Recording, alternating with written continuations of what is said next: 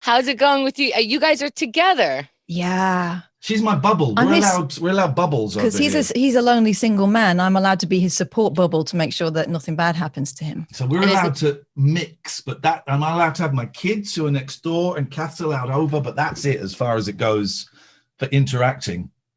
We're great. We actually had a proper argument before, literally, as we were sat here. We had a proper argument where I wasn't in the wrong, and yet I apologized. Yeah. Katherine didn't apologize. I didn't realize it was an argument. I thought you were just accepting you were wrong. Then I said, "Oh, I'm lucky to know you," and she went, "Yes, you are," and didn't say it back. Yet the argument was started by her. It wasn't. We'll be the judge. Tell us about the argument. We'll help you find out who's wrong. Because so far it sounds like Iain's wrong, and I'll tell you why. And I'm not gonna be biased, even though I totally believe that you're wrong. But the reason why I believe because I wouldn't go out on a date with you, for Christ's sake. Come on. I think that it's very interesting to come on and go, I was such a great person and I just forgave her and I didn't do anything wrong, but obviously I'm right. So that's what people who mean apologies do all the time, right? Set the scene. Okay. Set the scene. What happened? We're sitting here 15 minutes before go time. It's very exciting. It's a little bit tense. I've had the first coffee of the day, so it probably wasn't the best time to start. By the way, I appreciate your professionalism. First of all, I've had shitloads of coffee. I got my voice here and I need it. So where do we start? With the confession? What? The confession that you're back on eBay. Okay, so you know I'm an addict, right? Yes. And I'm addicted to everything. And a few years ago, it dawned on me that I was spending too much money on eBay. So I gave Katherine my eBay login. And I said, if ever I need to buy, if ever I want something, I'm going to run it past you. And you can tell me if it's a need or a want. And then we can discuss. And she then has to buy it for me through my eBay account. Oh, how fun for her. Well, it really is. I love being the fun police. It really love is. It. But this weekend, I thought I'm 48 You're fine years old now, this right? year. I'm cured. I am, 40 however odd days after I last used cocaine. I am cured from all of my addictions. I am taking back control of my eBay. So I've reset the password and I'm in there. And how's that working out for you? I bought a pair of glasses, not these ones, for £3. Okay. And £5,000 worth of CB equipment that will be useful at some point. There it is. And I said, wow. CB, breaker, 10-4. We got a rubber duck, Big Smoky coming up over the hill. Are they not allowing you to have phones anymore? Apparently they're not good enough. Apparently they're not good enough. Are you going to do this? Are you going to do the CB from your house or on the road? I'm going to do it from my house to start with, and then I'm going to drive around. We're not allowed to drive at the moment. We're not allowed to drive unless it's for essential, unless it's for sensual reasons. Unless there's an old person who's at risk and you have to go and pleasure them to help them get over the tough times. I don't think that's one of the cures, but okay, I don't know if it's been tested. I'm prepared to give it a go. No one pulls you over in England, right? Like nobody, they just assume you're doing the right thing. If they pulled me over, I could just, I'd say, sure. Come on, guys, the jungle, come on. And they go, sorry, sir, away you go. Right. I'm a celebrity, right? Yeah. I am. So what was the argument about right before? So then I said, wow, £5,000. I thought it was being extravagant buying the costumes I bought for our next extravaganza on Twitch the other day. Right. I don't want to do a spoiler because there are some of our people. She bought me a Captain Kirk outfit and I didn't want a Captain Kirk. We're going to do Star Trek, right? We're doing space. Right. I said, now it's become Star Trek. I said, we take it to space. I'll get you a Captain Kirk costume. What do you think? I'd WhatsApped him. Nothing. Next time I spoke to him, I said, what do you think about the space idea? Great. So I proceeded, right? Apparently that was my mistake. I wanted like a cosmonaut outfit, like an orange jumpsuit and a plastic helmet. I don't want to be Kirk. Did you mention that? Did you mention that, or did you just let her produce? She's not the producer anymore. No, but I am the costume getter. I'm in charge of I'm running the technicals here. I got all the equipment. Anyway, It doesn't matter. And she won't let me call her daddy. What? You got to pay her more for that. It's not good. So we actually had a proper row. It wasn't a proper row. I didn't even get started. I just went, I think you should have said. That's where I have my mistakes. I just have fights, not proper fights. I haven't. crossed over into adulthoods for proper fights. No. But then so we're doing the show on Twitch, and if that doesn't work out, we are getting together a really tight Captain and Tennille tribute act. It is so good. We've got the hit down pat almost. So, there's a lot of stuff going on. Is this costume, was this for your latest show, or no, just this is just what out? he wears. This is what he wears all the time now. I just came back from admiraling the ship for Her Majesty. And I thought I would join you and look like some kind of weird cabin boy. That's effectively what I am. The games. If she wears a white blouse with that, she looks like I do. I did it the other day and went, whoa, no, this is too much. Now, I got to say, Iain, I follow you both on social media, of course. Iain has more of the breakdowns of, obviously. Thank you, Keith. What do I do when I see that? Like, sorry, mates, no show today. It's the end of my rope. I'm slicing wrist. Am I supposed to give that a thumbs up? Do not give it a ghost hug. I hate ghost hugs. What is that? What is a ghost hug? It's like a little gif of a ghost going, ghost hug. You cannot see it, but it's there. It's people trying to be nice, but it just tips him over. Right. I don't know. The last big one was. I'm sorry. Do you see how your partner has the microphone close to her mouth? Can you not? She's got her gain up. There we go. Let me turn my. It's mostly because to get a word in, I've got to be quick. Is that better? Yeah, it's perfect. We got the effects. That's perfect. Under the sea. Right. So what should somebody do when they see you're having a break? And I tell you, my new favorite thing, right? Is I'll do it to you, Katherine, right? And because I'm thinking of becoming right wing, I just think that I want to be on the winning team for at least a part of my life. I don't think they're winning anymore. And are this is we're always going to win. So this is my new favorite thing to do, but you've got to be so careful. And your audience, okay. So Katherine, tell me how you're feeling emotionally, and make it kind of quiet down. Well, it turns out I'm working with an absolute prick. No, but don't be like that. Come on, tell us about your emotions during lockdown. It's so bad. It's so bad. Man the fuck up, Snowflake. There it is. He enjoys that. I love it. It feels so powerful. Right. You've got to say it with someone who knows where you're coming from. Otherwise they will, be upset. Take their own life. But yeah, it's so empowering. Right. Being on the right. Yeah. Is that what cheered you up? Yeah, I think it is. What are people supposed to do though when you're doing that? It seems is it at least once a month that you have one of these you fall in the pit? It is. There's a lot going on. There's been a kind of drug relapse thing very recently, and I'm cutting down on my meds and stuff. It does happen a lot. I am trying. I think I have been sharing too much stuff, so I'm trying to share less and be a little bit more private about stuff. I don't know if that's the way to go, but that's kind of where my head is at the moment. I don't know, man. And I don't know what it looks like. And maybe I need to consider what it looks like to other people on the outside. I don't know. I think at the point at which it happens, you just want to get it out, right? Yeah. I mean, the last one was when I was in rehab, and I hated it. Yeah. I hated it. It was horrible for me. What's a good rehab? I don't know. I'd never done one before.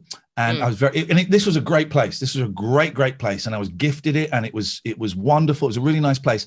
But because of the COVIDs, you have to isolate for 10 days. So for the first 10 days, you're in there not really doing a lot. You see a counselor and you see that, but there's not really a lot. And I was kind of going nuts in there. And after 4 days, I checked out. And when you say you check out of rehab, everyone expects like a John Belushi.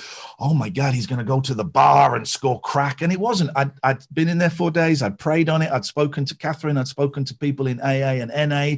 I'd written about it. I talked to the people there, and I knew it was the right thing for me was to get out. And I kind of learned quite a lot about myself and about why I'd started using drugs again, and what I could put into place to kind of put the brakes on that. Why did you do drugs again? Loads of reasons. The main reason is I stopped going to face-to-face AA and NA meetings. I was doing it all online. As soon as COVID came in, I respected COVID more than I respected my disease. So I was doing it all on Zoom, and Zoom is great, but I wasn't getting the magic from the meetings. Last year was horrible and miserable, and I went a bit nuts with the lockdown. I got really scared. So it was primarily not going to face-to-face meetings, which I'm doing now, and realizing I I think I hate the career that I have chosen and have been doing for the last 25 years, and feeling trapped within that. And both of those things I can work on. Why do you hate it? Fucking hell, man. I know.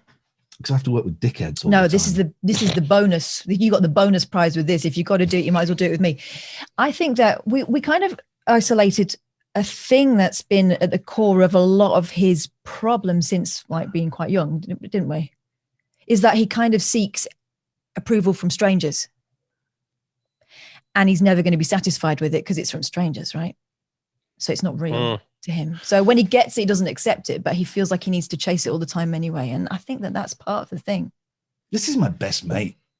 I get to work with my best mate. Isn't that a gift, man? We get to piss around online all the time, and she still won't let me call her daddy. No, well, it's outrageous. Well, you stay clean for a year, and you can call me whatever you want.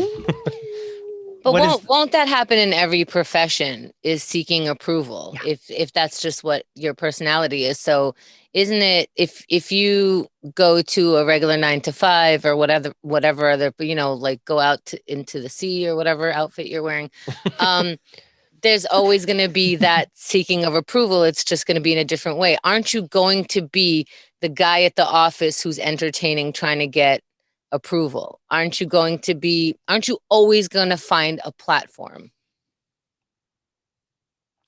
Yeah, I guess possibly. I mean, here's the thing. I've started college. I'm retraining to be a counselor, like a therapist kind of thing. What? Yes, Keith. And you would be my first patient. I would fix you in 6 sessions. Ooh, let's work on Keith. I can see everything that's wrong with you, Keith. Everything that's wrong with you. Go. You know what? You're an intern now. Keith, you got to do your first year. Keith, how are you feeling today? Tell me what's going on today. Oh, you're starting big. A feeling? Holy shit. Oh, okay. He has 3, right? Isn't it anger, hunger, and horny? Is that? Hang on a second. Isn't it interesting? Isn't it interesting what happened there? Let's just stop for a second, everybody. Kenda told a joke. Stop the show. I asked Keith how he was feeling. Kenda came in straight away, denied his feelings. Katherine backed her up. Isn't that interesting? Keith, I'm not allowed to have my feelings. Talk to me about that. Why are you not allowed to have your feelings? It seems I try to have them, but other people seem to know better, so to speak. Right? Keith, name one feeling. What were they again, Katherine? They're purple. There's happy. Yeah. Angry and sad, and then different variations of those 3. Okay, maybe it'll take 10 sessions with you then. Maybe that's the way. But so that's what I'm in training, and I don't know if that's going to be a career or if I don't know what. But I just hate TV. I hate radio. I hate what it's becoming in this country, and I hate I just don't enjoy it. I don't enjoy it. What has it become in your country? Is it just the right wing stuff? It's become right wing bullshit. The station that we were on.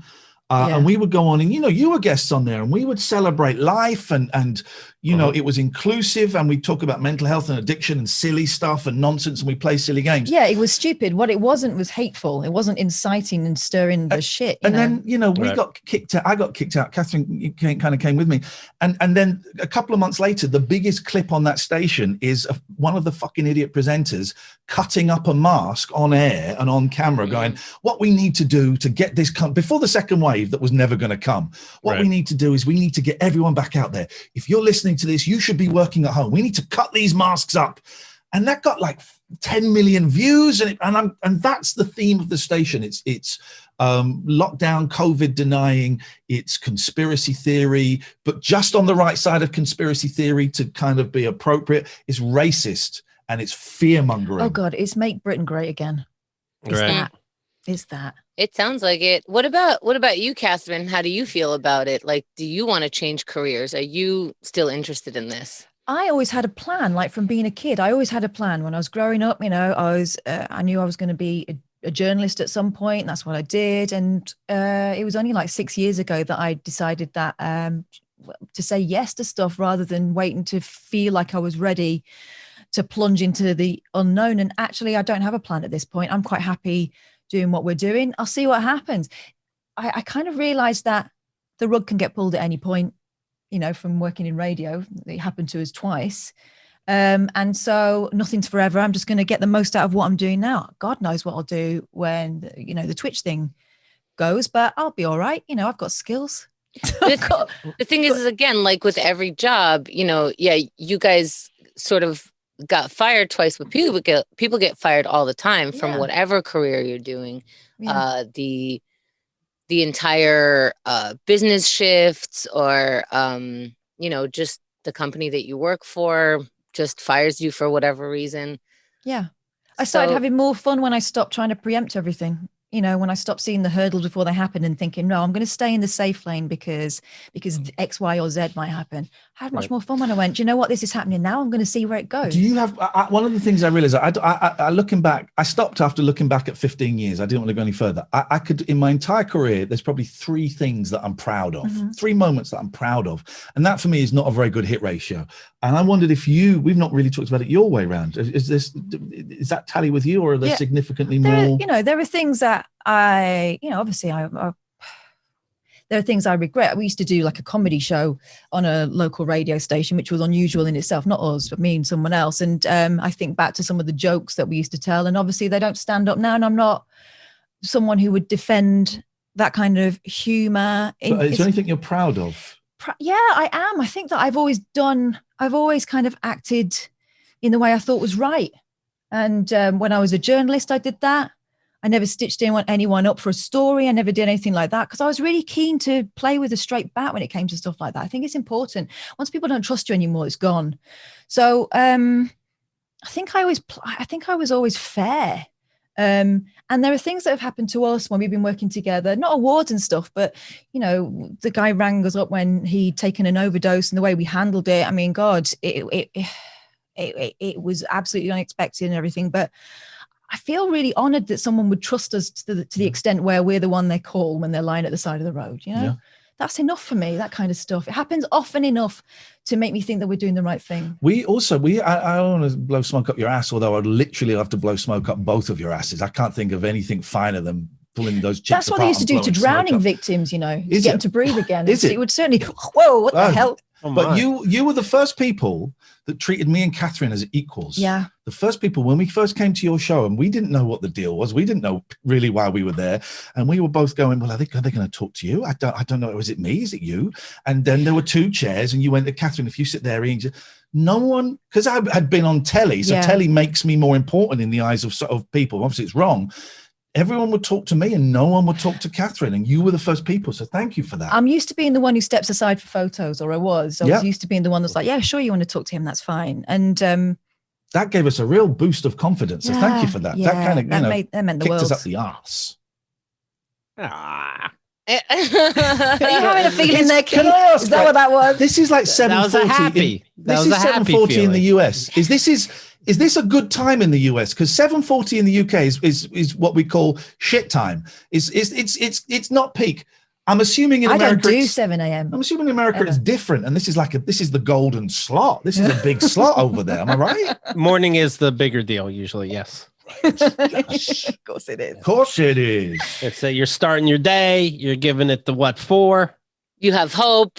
But now things are kind of switching the other way. It's like A Star Is Born, not the last one because that was shit. The Chris Christopherson, Barbara Streisand one. That was also shit. Where I've stopped winning awards, and dickhead here, best person on the internet. Apparently, this is not something that's been bought from some sort of hooky website. Show them the plaque. Show them the plaque. It's on the other side. This is real. Nice. This is a thing. Best person official. on the internet, Katherine Boyle. From an organization that no one's heard of. Wait a minute. In this scenario, Iain kills himself. Well. Oh shit! Yeah. Okay. Is there any Star Is Born where the man doesn't die? The male protagonist doesn't die. The best one is the really old one with Judy Garland in it, and he swims off into the sea and is never seen again. Okay, so maybe he doesn't die. He's a good swimmer. He ends up in Brighton, and he has a great time. Okay, fine. I'm gonna go to Brighton and have a great time. So have you guys not been in contact or been in the same room or had anybody over for the entire time? Are you guys each other's bubble aside from your kids, Iain? Yeah. Yeah. We're bubbles. We're kind of lucky in that we get to. Oh, sorry, Keith, didn't mean to bore you. He's just gone to deal with that feeling he had a minute ago. He needs a catheter. That's what you guys should be doing. That'd be great. I'm actually sitting on the toilet this whole time, so It's no probably worries. for the best. We've been really lucky in that I'm allowed to go and pick up the boys. So I see the boys' mum, and we are bubbles. So you're allowed here. This is where we do the show from. Yeah. My parents live around the corner. I can stand outside their window and talk to them, but I've not had any contact with them. They'll let you in eventually. I mean, I've not seen my mum. I saw my mum on her birthday in October. She lives in a care home, and then they kind of went into really strict lockdown again. But she's had number 1 vaccine. She's had her first jab. So here's my prediction: they're going to fuck up the second jabs over here. It's my prediction. I think that's definitely the spirit. They've extended the gap between, like, I think it's supposed to be a month between jab 1 and 2, and they're extending it to 3 months. Because the science is, it should be okay. But now we're just starting to now there's a slight panic that maybe there's not enough vaccines to do that. So it begins. 100,000 dead. Yeah. Great Britain. Well done, guys. Well done, Boris Johnson. Yeah, here too. It's awful. It's awful. Ridiculous. Incompetent leaders who are worried more about what their parties and what their donors think about them than the fact that my mum's life is at risk. Boris wanted to be popular and wanted to be cool about it, didn't he? And there's a poll today in the Observer, and the Tories, the Conservatives, are in the lead still. Is this part of why you relapsed?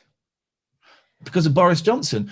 No, but it's so bleak at the moment. It's so bleak. These people, and I know that you've had it to the cubed with Trump, and we've kind of got a similar thing in that they can come and say anything and lie and rewrite the last 2 or 3 months of history, and everyone goes, okay, that sounds fine. When we had so many people in care homes die, old people, and they came out and said, well, we've right at the start of this pandemic, we put a ring of steel around care homes, and everyone's going, no, what? You didn't. You were sending in people who were infected with COVID into care homes to recuperate. They were kicking them out of hospital and sending them back. It's nuts, man. It's so depressing. But then they'll say that it never happened. We never said that, and it's like, what?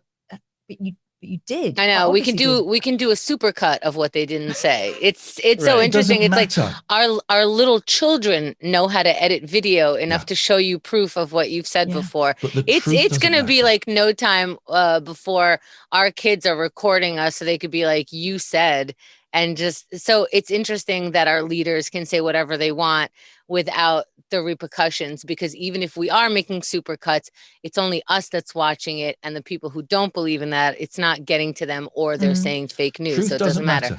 So how does so you guys are going through similar or very, very much the same thing. And Katherine, how do you respond to it?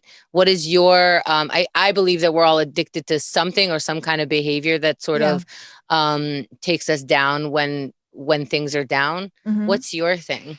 I think that I'm just living day to day with it. I have had moments where it got to the point where I just, oh God, what day is it again? I think the fact that I've got my kids at home means that I have to get up and do the functional, practical things. You got to walk them every morning, I hear, right? Got to walk them. They want feeding like all the time. Mummy's lying down again. No, you've got to feed them. And then, and I don't know. I've got to a stage where I am functioning and I'm trying to do what I can do for my immediate. But when you're not functioning, what's the thing that you go to? And is Iain there for you like you are for him, or is the relationship exhausting? It's a little one-sided. It is. I just try and what do I do? You've become, sorry to tell you what you've become. I have noticed that you have become very self-aware around behaviors that could have become problematic. I'm not saying anything that you don't want to say, but that could have become problematic, and you've kind of realized those things and gone, right, this might evolve into something. I'm gonna pull this into check now. I kind of realized some stuff around sort of food, and that I didn't come from the most healthy background when it came to eating habits and stuff. And although I've never had a full-blown eating disorder, I've kind of tiptoed along the line.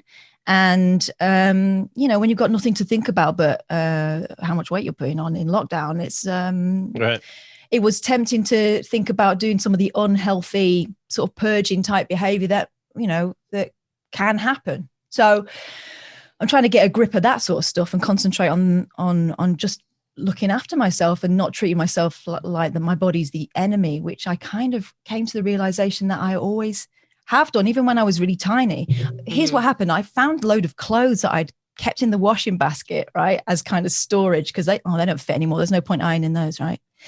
And we went away and my mum came in and ironed all the clothes, and they were all hung up. Like, it was a full room of these clothes. And I looked at them and I thought, oh, one, what a waste, because some of these things are quite new. And two, these things are tiny, right? Tiny, tiny, tiny clothes from before. And I still thought I was fat when I was wearing them. I can't have been, but I still felt enormous. So I kind of came to this realization that I've been looking at myself through a bloody funhouse mirror, except it was less fun for a lot of my life. And it's crazy. And it's no way to live. And there are a lot of women in particular, but men as well now, especially with like social media and everyone flexing on Instagram and stuff, that live their lives waiting for when they are good enough, or when they are thin enough, or when they look better. And that's no way to live, is it? So I'm trying to eat better and counteract those kind of things. But you women think enough generations have gone by where parents now know, like, hey, no one's going to thank me for this horrendous behavior? I don't know, because I don't know that we know that ourselves. I don't know that we know the intricacies of what the disease is enough to not pass it along. Also, and I don't think that stuff ends. I think it just, you learn a different reaction. Do you know what? When you notice it, though, you really notice it, like all the time. Someone, people in my family saying to my daughter, who has been brought up to eat healthy and to be encouraged to be strong and be told that she's important and clever and all these things. When someone comes in and says, oh, look at you tubs, or don't eat any more of those sweeties, you'll get fat.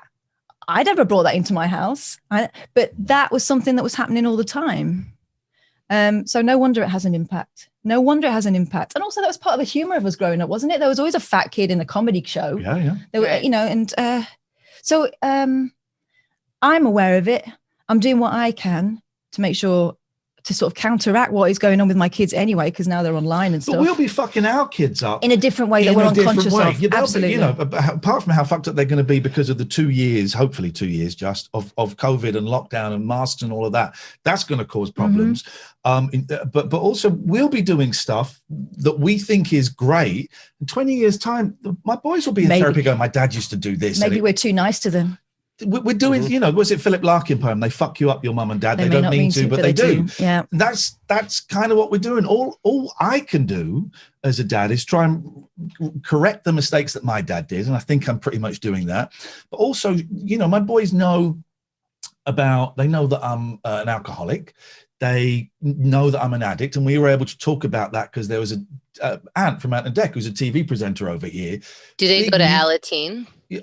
Say that again. Do they go to Alateen? No, they don't yet. But we were able to have a really good conversation because this really famous guy had been an alcoholic. And I said, oh, guys, do you know why I don't drink? And it's because of this. So they don't, but they know I go to meetings. And when I went to rehab, I said, I'm just going to go and stay in a hotel with some alcoholics for a few weeks. And we're just going to talk about why we don't like drinking. Yeah. That's all they need to know at the moment. But they're already seeing that there is an alternative should that ever happen. Because what we've both worked out is that shame is at the core of all of it, right? And so having a dirty little secret or something that you think you can handle by yourself and people would judge you for just allows it to grow. So I love my kids. Anyway, I love my kids. Fun times. I love my boys. They're making me laugh so much today. They're adorable. But yeah, with the whole. I'm sorry. Catherine, do you love your kids? That I tolerate them, okay, but I live with them all the time, so it's a different scenario. Right. I adore them; they're really good fun. But I would like to be on my own a little bit more. And at this point, I'm barely alone in the bathroom. How old are they? They are 10 and 8. No, they're not. They're 12 and 9. Whose kids are you talking about? Whose kids am I living with? Jeez, you're like my dad with random kids all over the place. That's weird. But yeah, my 12-year-old is getting kind of teenagey, and I have to remind myself that she's still a kid because some of the conversations we have are quite, it's like talking to a friend, but I have to remember that she needs a mum first, Right. That's a crazy balance. Yeah. But good on you.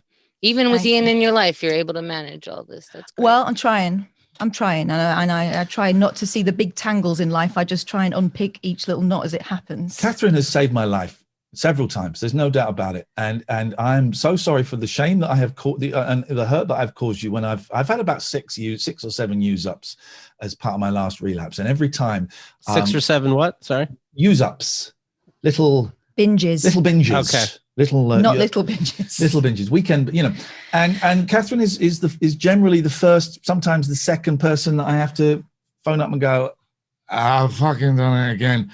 And I get no pleasure from punishing you like that. That's a really shameful, horrendous thing. And I'm, the fact that you're still sat here with me and holding my hand, metaphorically, we can't touch, but the fact that you haven't, or maybe the right thing is to tell me to fuck up. I don't know, but you have always been there for me, and I'm really sorry that I've hurt you so much doing all that. When you talk about that, when you say you're punishing me, you're not punishing me. No, I'm punishing myself, but there is an element. I'm not doing it to punish you. I worry about but you. Indirectly, it is. Actually, Hemda, you helped me out with this a lot a couple of years back when we had a conversation, and you talked about. I cannot cure it. I did not cause it. I cannot control it. I found that really handy. And I've been looking at a lot of kind of Al-Anon groups online and stuff, and getting a lot of strength from that. And boundaries. You know what? I care about you and I worry about you, but I cannot live my life trying to save you because it ain't going to happen. No. I'm very empty at the moment, and I'm going to say something that I fucking love. I love cocaine. I love cocaine more than I love you. I love it more than I love I love it. I love it. Why? What's great about cocaine? Because it takes me out of myself. It takes me out of myself. It stops me feeling, and it kind of freezes time. Logically, I know that there is, if you weren't in my life, I would easily and almost happily carry on doing cocaine until I didn't have my boys in my life, until I didn't have this house in my life, until I was fucking homeless. I would go that far because that's what it does to me, man. That's where it would take me. And I wouldn't see it as a problem until suddenly I'm living on a park bench. And that's not an exaggeration. That would happen. I'd be living on a park bench and go, shit, how did this happen? But I love it. But I can't have it in my life. Do you see it as impossible to not relapse again? Do I see it as impossible? Mm-hmm. Oh God, no. I'm like, I'm a month and a half away from the last time I shoved cocaine up my nose. I'm that fucking close to it, man. I'm that close to it. And every day I get a daily reprieve. And hopefully today I've got this, and then I'm going to cook us and the boys some a roast dinner. I'm going to go to an AA meeting with a friend tonight. So tonight, touch wood, I'm not gonna pick up cocaine. I have to renegotiate tomorrow. I never thought, I had 13 years clean. I thought I wouldn't pick up. Then suddenly I'm smoking meth at some guy's house that I've never met before. Then I had 2.5 years clean, and suddenly I'm buying cocaine. I'm terrified at how close it is to me. Can I ask you about anonymous meetings, or is that? You can ask me. Yeah, of course. Did you ever have a sponsor? I've had a few sponsors, and I'm trying to find a new sponsor. And I've just asked 3 people who have all gone to their sponsors and come back and said, no, they're not really in a good enough place taking a sponsor. So I've asked 3 people. I'm looking for the 4th person to ask, because I want to do the step work again. Did you ever go through the entire steps? I did 8 and 9 kind of officially. And 10, 11, 12, I didn't do it with a sponsor. I kind of stopped. So yeah, I didn't really do those last 3. And now I'm feeling shame. Now I'm having shame coming up at saying that. No, but what I hear is you did that amount. Yeah. And so you will do it again. Oh yeah. And now you know how you do it properly. Yeah, exactly. Did you go through the 12 steps, Katherine? I read Russell Brand's book about the 12 steps. So I think it's a kind of 12 steps abridged version, but I think it's something that everyone can use. Everyone's got a thing that threatens to pull them under if they give into it. I really believe that. And so, I read it thinking that I was informing myself so I could back you up, but actually I helped myself by reading that book too. Is this gonna sound like a really fucked up question? Go on. Do you enjoy this, Katherine? How much he needs you, and how much he turns to you, how you're the phone call. I am glad we have I'm glad we have a conversation about stuff that you wouldn't talk to anyone else about. I'm not happy about the way things are, obviously. But you could walk away. You could walk away. It could be implied that you are getting something out of this toxicity. No, because I don't think that maybe you're I'm giving it to her right now. Am I? We're watching you give it to her by going like, yeah, you saved my life a million times. Yeah. That might be a no, joke. but I don't see that's the way it was. I don't think that I did. I think you're sorting yourself out, and I'm hoping that I'm standing here hoping that I'm going to watch you win at some point. But again, I understand what you're saying. That is kind of putting something. I'm saying it from a place of love and a place of gratitude. But yeah, that is kind of putting a little something, or maybe a big something. Am I doing it now? It's good but this is the great thing. It's good. It's uncomfortable, but it's good for me to have this stuff pointed out. But this is not me pointing it out to you. No, this is what it is. This is me talking to Katherine about it. Yeah. Like I am definitely not pointing out that you shouldn't do it. This is the way that you're reacting to it. What I'm relating to Katherine in that if someone was talking to me like that, it would make me feel good while I'm feeling bad. And that's what I'm addicted to. So it would be like, this is fantastic to be, so like, let's talk about mine and Keith's relationship. He's an addict even before he was admitting it, even before I was admitting it that I was an addict. It made me feel good to go, Keith's the fucked up one. I am standing here on my own 2 feet. If it wasn't for me, this wouldn't move forward. And even though I don't even want to admit that I thought that, it was a thought in my head that it's good because I don't have to recognize that I am not doing stuff for myself because I'm doing stuff for Keith. Yeah. And that makes me such a good person. And then I don't take the responsibility for myself. And then when things go wrong, I know exactly who to blame. And that's Keith for putting me in this position, for giving me the drug that I want. And I start getting angry with him and I still act nice. And then I act up out of nowhere. So all of a sudden he'll get like, you never do anything right. But meanwhile, he's just being around me like he's always been around me. There was a thing like after we broke up, there was a huge feeling for me of he's going to die without me. And that made me feel really angry. Like, why is this my responsibility? And then I would see things like people would ask me about his calendar and I would fill that role until I had to it was so difficult for me to be like, call him directly. And if he doesn't have friends because he doesn't know how to manage his calendar, then I have to watch him die of loneliness. And that's very uncomfortable for me. And guess what? He did it just fine. And he knows how to do it just fine. But it's very difficult to watch, to say, if he falls, if he dies because I'm not around, that has nothing to do with me. Yeah. See, Iain, look at these two fuck ups. I think she's saying that I'm supposed to blame you, Keith, for everything.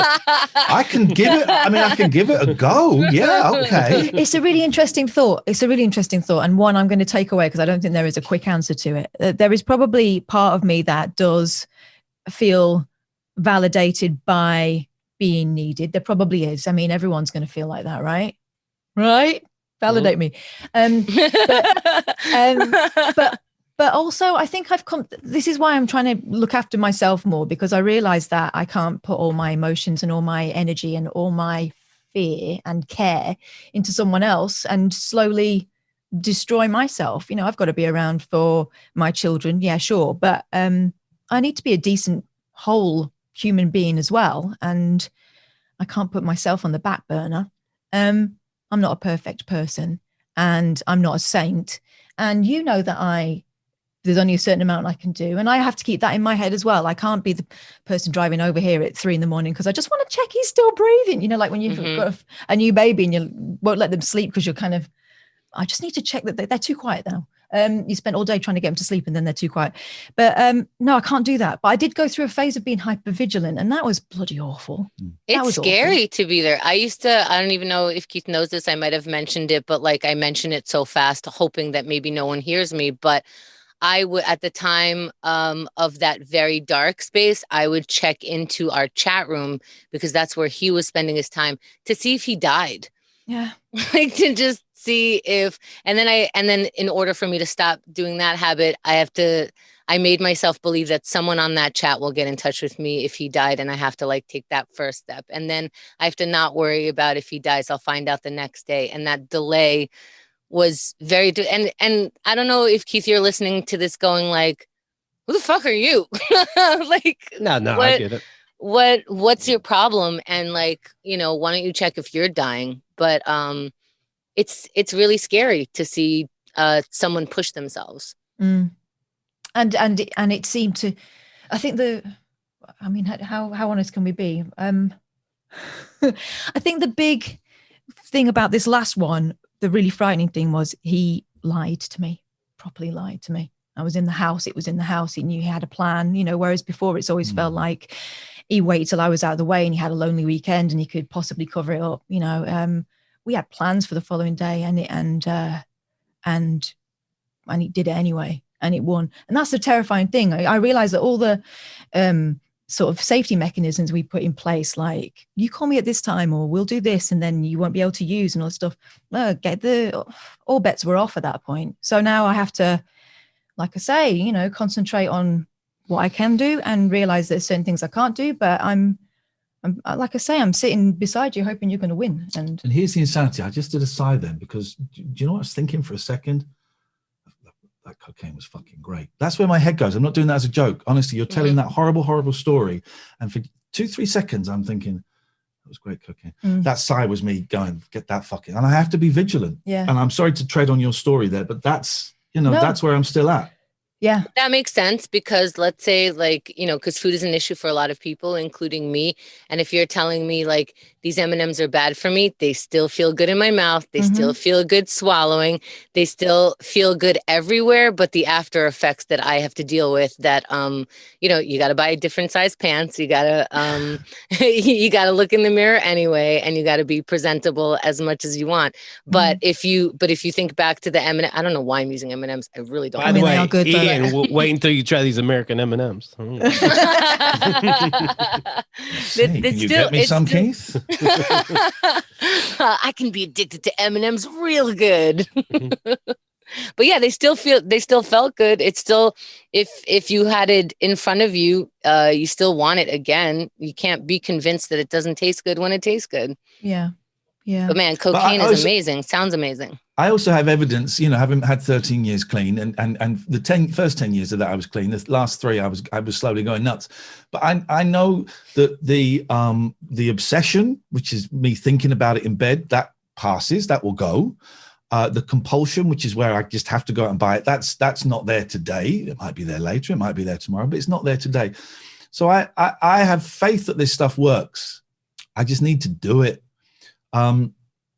And it's at the moment it's still such early days. I just need to get through today. And then, but what do you think about other addicts? Like when you're in the hate room? them. It's so boring. Just fucking man up, you fucking snowflakes. Jesus. What do you mean? What do I think about other addicts?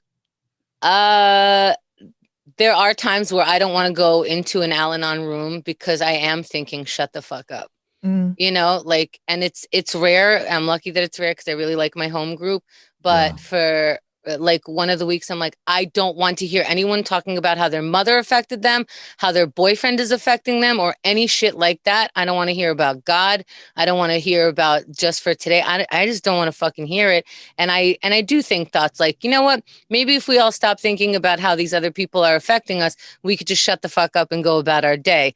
So that's my anger towards it sometimes. But then if I actually go in the room, it doesn't really sound like that always. But there have been times where I'm like, I'm going to fall asleep listening to your life story. There are some people I don't like in meetings. Some people I think are assholes. Can you tell if people are lying? Because this is what I love about addicts.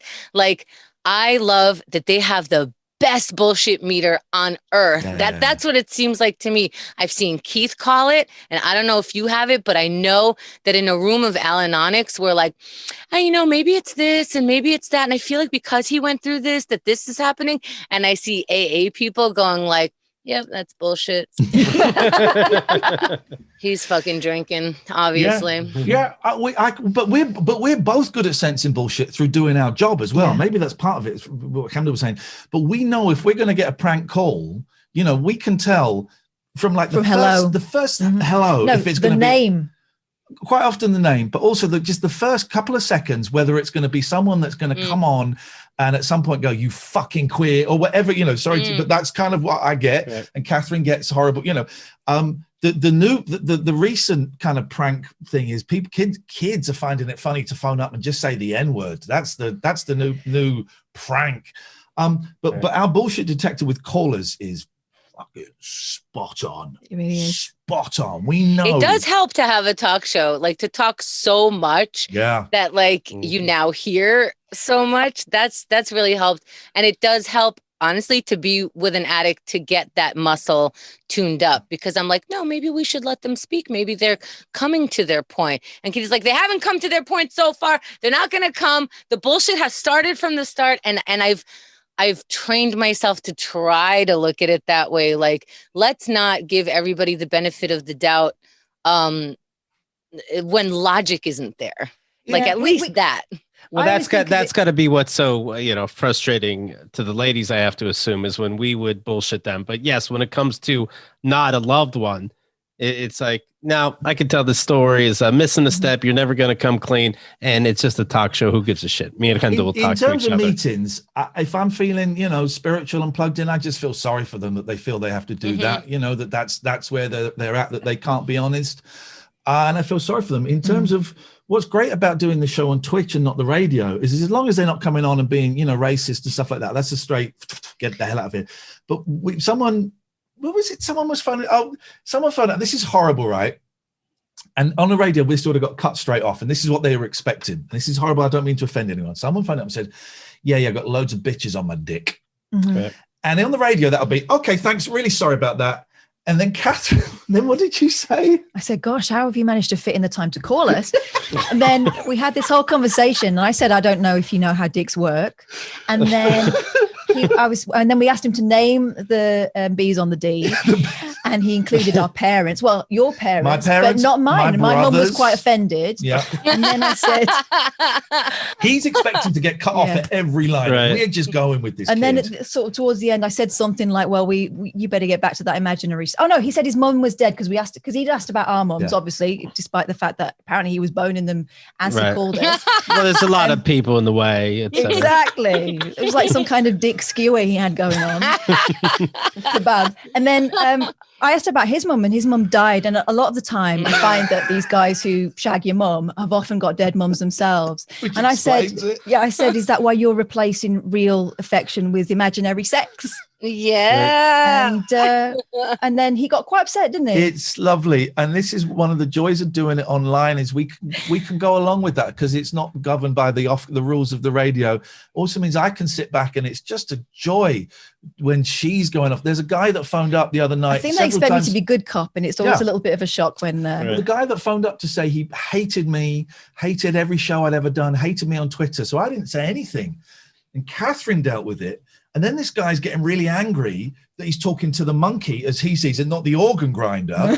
And I'm just pissing myself while you just firing him down. It was beautiful. There was some serious obsession going on there. And I very gently managed to coax out of him that, maybe it wasn't compulsory to watch and get in touch with and expect a reaction from someone that you can't stand. It's a little bit. Let me talk to him. Strange. Stop talking to me. I want Iain. It was brilliant. It was very weird. And then he wouldn't stop calling, would he? Okay, called all night. Yeah. Strange, man. The internet's strange. People are strange. Yeah. And now they get to be right in touch with their strangeness and reach out to whoever. Yeah. Yeah. Fuck that. I find it really interesting. I before maybe I would have got defensive. Now I get curious with people. Why would you say that? Because when we first came on like Twitch being a visual medium, there were a lot of kind of personal comments about me, about you, all that kind of stuff. And now when people come on and call me a fat bitch, I want to talk to them about why they're so cross about what I look like. I mean, obviously I'm upset that they don't want to have sex with me. I'm assuming that's what they're saying. Nobody wants to hear that, you know. I'd still like to know. It's funny as well. We're creating, you know, the show. We're creating this kind of silly little thing where it's nonsense and it's kind of helpful, and we don't really go. We've probably been more political on this than we have been in the last month of our show. And yet people want to come in and throw out the N word and call her a fat slag and call me a queer and all of this kind of. You think, why? Just go and live. Go and read a book. Go and watch a film. It's all on them. A happy person does not behave that way on the internet. Why would you go and bark in the street at strangers? You wouldn't do it, right? Right. And Keith has helped me take things less seriously. And just, you know, if there is a caller like that, I'm just like, how could this be funny? Because it's so absurd that if I start taking it seriously, I've now entered this idiotic world while Keith is leaning back. So I'm watching that going like, wait, that means that there's an option here to lean back. Let me try that option. Yeah. Someone's listening in the chat, hashtag bees on the D. Hashtag bees on the D. Let's get that trending. Yes. I want bees on the D trending. Yes. What did you do this weekend? Oh, bees all over the D, man. Good for you. Here's some salve. If you guys got a couple more minutes to stick around, I'll introduce you to our friend Maria Wojciechowski. Oh, yes, please. How you doing over there, Maria? Come and say hi. Hey. Hey, How's there it you are. going? Hi. Hi, Maria. Hi, Catherine and the boy Pippo Talio. Pip Talia, are you wearing fingerless gloves, Maria? Are you cold? Oh my God, I'm freezing. Yeah. My house has the worst heat, so lots of cold air is seeping through the windows at the moment. Well, the winter should be over any day now, so. Oh my God. How are you dealing with this COVID stuff? I'm actually doing very well. Other than the deaths, you're doing pretty good? Other than the deaths, I hate to say it, but you know, my mental health has been fine. My bowel movements have been regular. Good. Nobody tell her that she's inside wearing outside clothes and she'll continue feeling good about her life. I think you are due this then in that case, if you're managing to win COVID. Yeah, well Best person on the internet. Congratulations.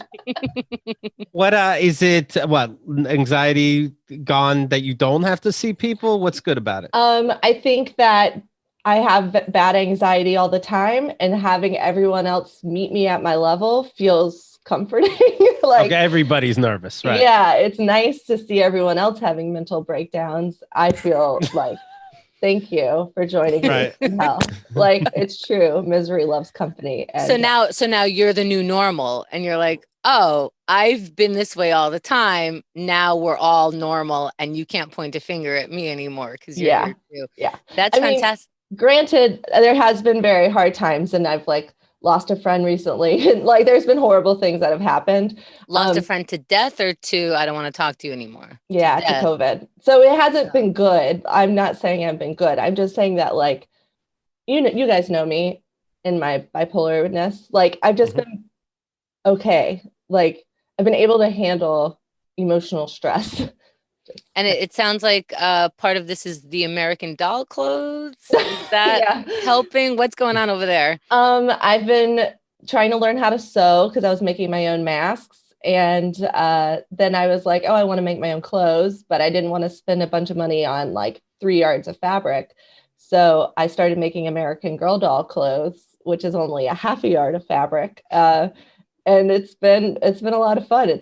I made a Bernie Sanders doll after that meme. Been putting them in lots of weird clothes, but that's really it's so interesting.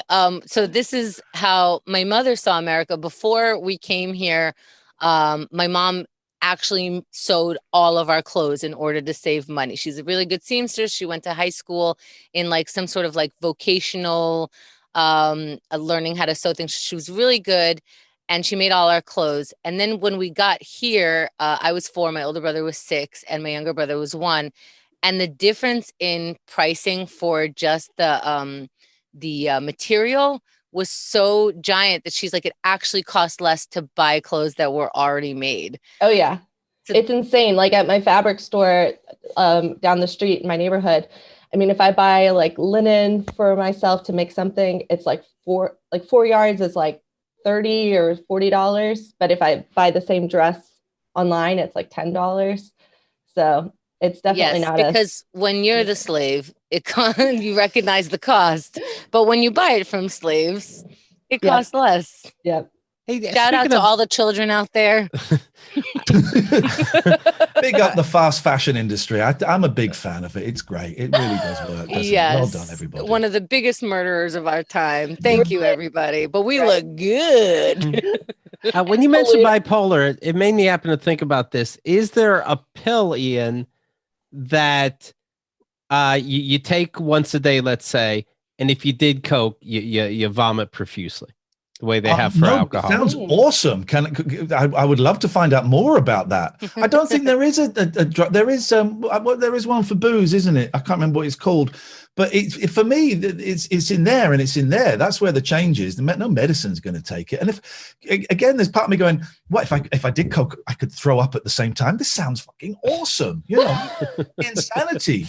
Okay, just checking. I don't think there's any drug, Keith, but I'm happy to do some experiments with you. I do. I do the like Shark Tank, Keith. I do like the addict to addict workaround. Follow me on this. You do cocaine, but I punch you in the balls right after, and then I feel like it shoot like. The punch in the balls. I mean, you're not averse to that either. It work. Everything's working for me. You know, I get turned on by coke and blah blah blah. Right. How's your bipolar stuff working? Are your meds working? Are you me? Yeah. So you found the right ones. Oh yeah, I've been pretty relatively stable now for a few years, so that's been good.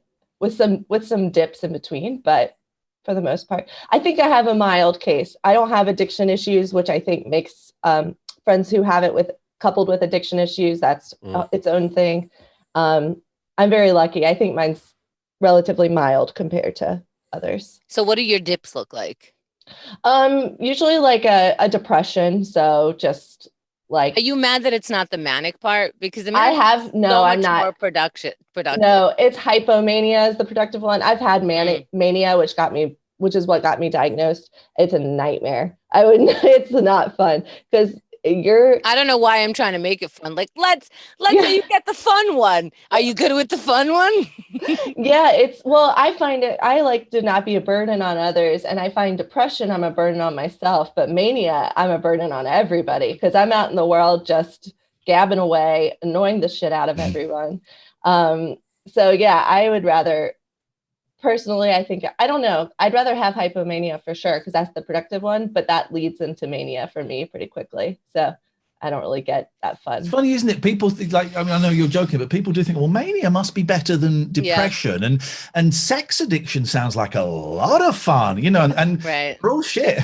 They're all shit, you know, it's just different. Yeah, it might look fun running around shagging and doing stuff, but it's still that pain that's going on in there. Absolutely. And it's a bit more self-destructive in an active way. Well, it's all bad decision after bad decision because it feels good in the moment. Exactly. Yeah. So I guess I could understand, you know, the addict sense in that way because you kind of do get that impulsive, like, I don't know. Yeah. It's funny. Keith used to ask me, like, are you sure you're not manic depressive? And I was like, that is so rude. I'm going to go sleep for 12 hours and think about what you said. That is so terrible. I'm going to yell at you for no reason out of nowhere. And you're supposed to understand where I'm coming from. My therapist, my first therapy session when I was like 24, immediately she was trying to lead me down the bipolar path. And I was like, I know what you're trying to say right now. And that's not true. I'm like, oh wait, yeah, it was true. But also, come on. That's funny. I get offended when my therapist thinks I'm okay. I'm like, oh, clearly I'm fooling you. I think you need to ask me the right question. And then because I'm just like, oh, I can't be good. You can't think I'm good, or you need to, like, I hate to say it, step up your game. Right. Yeah. Well, isn't it weird, by the way, you know, we're talking about all these different problems that we have, that speaking of the 12 steps, and that more than one of them are about God. And it's like, well, great job, God. Well, B, we're all made in his image, and this guy has a multiple personality disorder, right? yeah. I mean, whether it's politics or our mental problems, I'm like, how we're all from the one image. You've gone straight for the Judeo-Christian God. I was about to say, Right. God has See multiple there. personalities as well, so maybe you are. Right, God there's is- three God up is there, fucked right? up. Yeah. And I, actually, But Keith, so- you're the least godlike because you only have that one personality you keep holding on to. So Mhm. so we are very godlike. In fact, I think you should call us Jesus. I mean, and if you read, you know, the Old Testament Bible, or you know, Then Oh, you've he made a was mistake angry, and wasn't he? wasted your Yeah. time. But yes, he's definitely got some borderline personality or bipolar or Right. something happening over there. he's so. definitely bored up there going like, let's see how much Abraham really loves me. Well, it's like playing The Okay, Sims. Abraham, do you love me or do you love your son who's just a little baby and is going to let you cut up? And by the way, climb this mountain. I hear you lived until 100, but you could make it. God's on your side. Get going, big boy. Oh, you're here. The traumatic part has happened. Okay, you ready to kill your son? Fully ready. You will do it on the count of 3. 1, 2. Just kidding. Thanks for loving me. This is the best day ever. Now Feels go good to down serve. that Yeah. mountain. You did Oh my so gosh. good. High It's like- fives. It is like playing The Sims. When you're playing The Sims, you take away the ladders in the swimming pool so they drown in there. Yes. You can't you let them set fire to the kitchen. That's what you would do as a god. And you know, Abraham's walking down the mountain. He twists an ankle. He's like, motherfucker. One more fucking thing. Why are And you so maybe- angry? You twisted your ankle? It all adds up. Also, the flood was like a rage quit. Now we're on Twitch. I can talk Yeah. about Yeah. these things. So the Rage flood was quit. like, right, it's God throwing a tantrum and saying, right, fuck you guys. And then Right. it was all over, and we all had to pretend that we were grateful. Right. Yeah, the rainbow though. Come on. It was a Come good rainbow. on. Yeah. We have adopted that very nicely. I like that he was like, I don't like you. And everyone's like, me. Yeah, all of you. I don't like all of you. There's a dude, Noah, and I guess he could bring his wife. And I love that he brought 2 of every animal. Like the giraffes fully got along with all the squirrels. Everyone got along some, and they all mated very well to create more animals. Everything worked out so Right. fucking Every well. animal, like none of the animals had like fertility issues. They all just happened to be. No gay animals. They all No fancied gay each other. It was a Right. great boat. It was a very magical. I mean, I think they were giving out Molly to everybody just to make sure that we can just continue life. Yeah. This ark is rocking. Do not come and knock That's it. right. That's important for the world, right? And then what are you doing out there, God? I'm just going to kill everybody. Men, women, children, the disabled. Fuck them all. Today, different day, I'm going to kill all the firstborn. Because what did they do? Fuck them. when I was in grade school, we used to have this like guitar singer come to our school to put on performances, and one of his songs was about how the unicorn got accidentally left off of the boat, and so Is that a true story? I've heard that story. I've heard that Wow. story. That's Yeah. awful. yeah, That's why we don't have any unicorns. Fuck. I didn't know that. That's broke my heart. we're singing along the song. We're like, but the loveliest of all was the unicorn, and we're all just singing about how the unicorns just got like wiped out. And the unicorn sang. They were on their way. But if the unicorn would show up when we said, then the boat wouldn't have to leave without you. Fucking stupid unicorns. Yeah. They deserve it, pricks. Stupid snowflakes. Ow, I'm drowning. God doesn't Man, the love fuck me as up, much as unicorn. you. Yeah. Why do you have that horn? Use it. Now we got to make Jews out of you. Fuck. That was a horn. Okay. That escalated quickly. yeah, no. yeah. All right, sorry, guys. Well, thanks for joining us. I appreciate it very much. So, Iain, you're Hello? gonna finish those final steps, right? Except for Yes, that I'm God one we getting just a new covered is sponsor and I'm silly. doing it. Yes. All right, very good. And I think that's it. And Yeah. Katherine, you got problems too. You want to help too much, you know? I got so- some, yeah. And Bill, next time I'm just going to go tell him to go fuck himself. There you In fact, go. I might go and buy it for him. you throw it at him. Do it. Maria, it's very, very nice to meet you. I would Nice to suggest meet you. just leave now. These two, they've fucking lost the plot today. It's just go.